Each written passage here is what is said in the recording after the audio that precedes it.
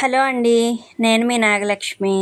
నేనైతే అల్లం పచ్చడి చేస్తున్నానండి. అల్లం పచ్చడి ఆర్డర్ వచ్చిందనమాట. అందుకని చేస్తున్నాను. ఫస్ట్ అయితే అల్లాన్ని ముందు రోజే కడిగేసి నేను ఎండలో ఎండపెట్టానండి. ఎందుకంటే వర్షాకాలం కదా! ఇలా చేస్తే అల్లం పచ్చడి ఎక్కువ రోజులు కొంచెం నిలవ ఉంటుందనమాట. ఒక సిస్టర్ నన్ను ఇది ఫుల్ వీడియో పెట్టమని అడిగారండి. అందుకనే ప్రతీదీ నేను చెప్తున్నాననమాట. సిస్టర్ మీకే ఇది మీకోసం అని చెప్పి నేను ఇది కొంచెం క్లియర్గా నేను వీడియో తీసి పెడుతున్నానండి. ఇట్లా అల్లాన్ని ముందు రోజు కడిగి ఎండపెట్టుకున్నాక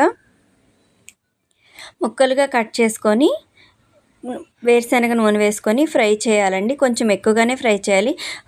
పావు కేజీ అల్లానికి వచ్చేసి పావు చింతపండు అండి. చింతపండును వచ్చేసి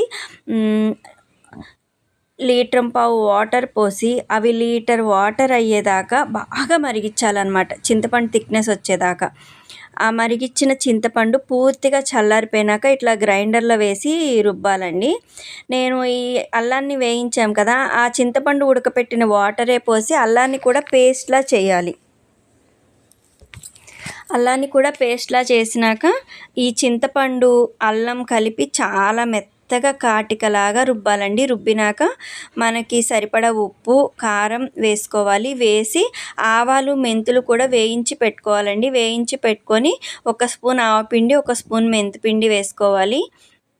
వేసుకున్నాక బాగా రుబ్బాలి. ఇట్లా బెల్లం వాడతానండి నేనైతే అల్లం పచ్చడిలో. బెల్లం వేసుకుంటే చాలా అంటే చాలా బాగుంటుంది. ఇడ్లీకి కానీ దోశ గారె పెసరట్టు వీటికైతే అల్లం పచ్చడి కాంబినేషన్ చాలా బాగుంటుంది. వేడి అన్నంలో నెయ్యి వేసుకొని తిన్నా ఇలా చేసినప్పుడు తీయగా ఉంటుంది అనుకుంటారు, కానీ వేడి అన్నంలో నెయ్యి వేసుకొని తింటే అసలు చాలా బాగుంటుందండి. పెరుగన్నంలో నంచుకోవడానికి కానీ చాలా అంటే చాలా టేస్టీగా ఉంటుంది. నాకైతే చాలా ఇష్టం అనమాట. బెల్లం వేసినాక చాలా జిగురు వచ్చేదాకా చాలా బాగా రుబ్బాలండి అల్లం పచ్చడి. ఎంత రుబ్బితే అల్లం పచ్చడి అంత టేస్టీగా ఉంటుందండి. ఈ తర్వాత ఇట్లా నేను పోపు పెట్టాను. పోపు పెట్టి అల్లం పచ్చడిలో కలుపుకోవాలన్నమాట. వీడియో నచ్చితే లైక్ చేయండి, షేర్ చేయండి అండ్ సబ్స్క్రైబ్ చేయండి. మీ సపోర్ట్ చేయండి. మీకు కూడా ఏమైనా ఇట్లా వీడియోస్ డీటెయిల్స్గా కావాలంటే కనుక కామెంట్ చేయండి. నేను ఫుల్ వీడియో తీసి అప్లోడ్ చేస్తాను. సబ్స్క్రైబ్ చేసుకోండి.